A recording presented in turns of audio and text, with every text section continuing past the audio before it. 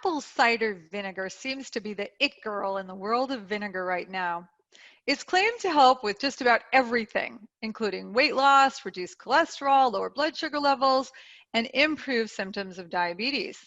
If you are as intrigued as I am, then stay tuned because that's what we're talking about today on The Healthy View.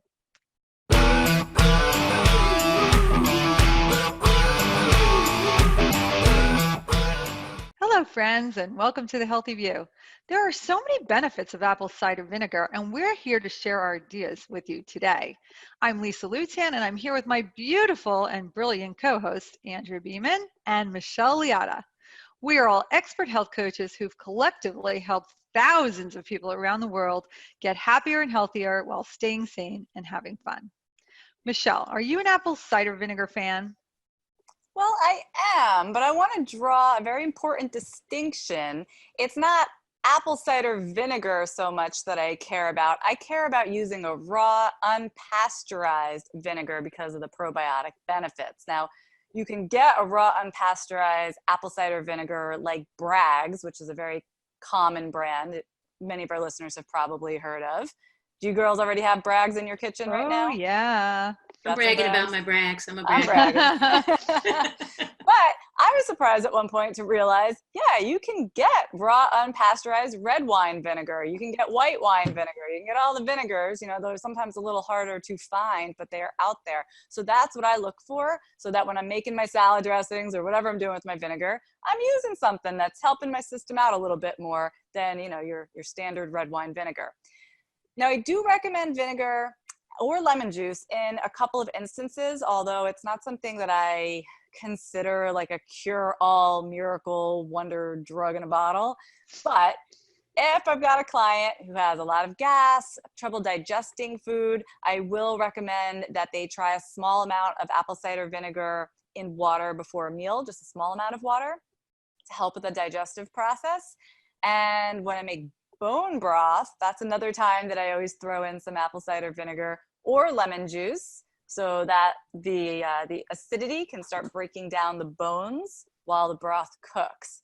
But I don't know so much about it being a weight loss thing or any other tricks that you can do with apple cider vinegar.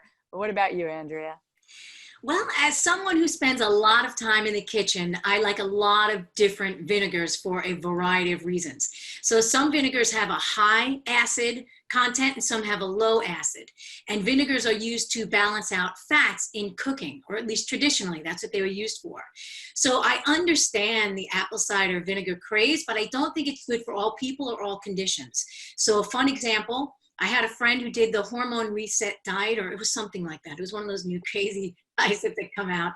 And she was drinking 1 shot of apple cider vinegar every day for 30 days, sometimes twice a day. Just straight. Apple cider vinegar, just straight, right? Crazy, right? Mm-hmm. And 2 months later, she did it for 30 days. 2 months later, she developed an ulcer. And she swears that the apple cider vinegar was the main contributing factor. And I agree with her. So if someone has a low stomach acid, ACV, like when you recommend it, they have low stomach acid, right? They're not digesting. ACV is great because it increases the stomach acid, helps you digest food, and it keeps the bacteria in check. But someone with a normal or a high stomach acid, which was probably her case, adding vinegar is like putting kerosene on a fire. And that can potentially weaken the digestive lining. So I don't think that taking apple cider vinegar is right for everyone.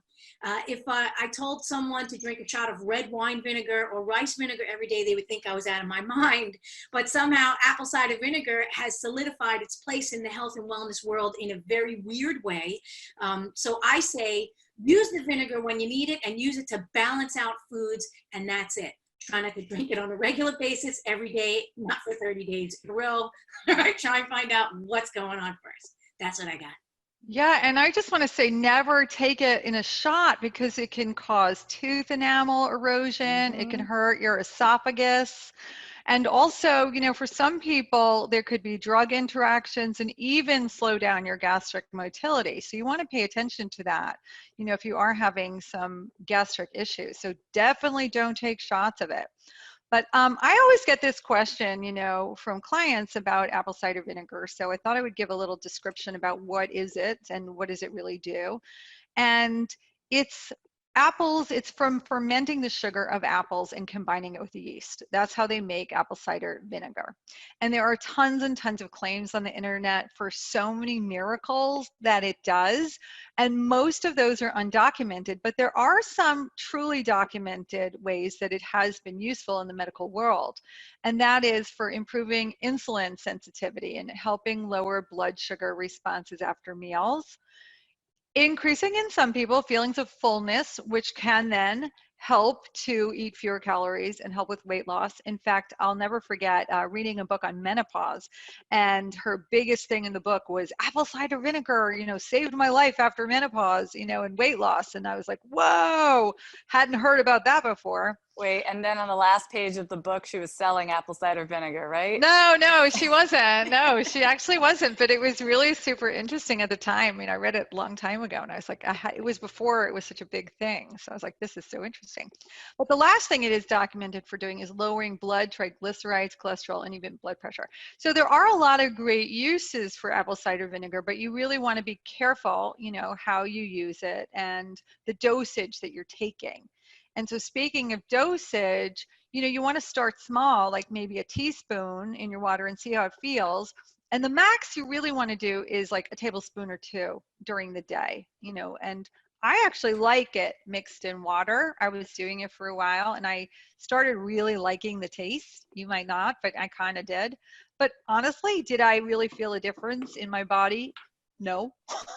But I felt like I was doing something good. So I really can't be sure about that, but it was kind of cool.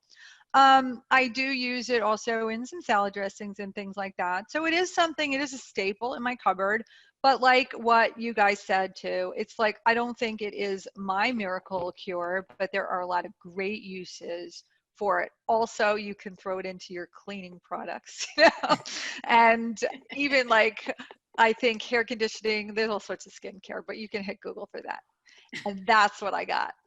If you Google how to heal anything naturally, all you need is coconut oil and apple cider vinegar, apparently. You're there. I've tried it all.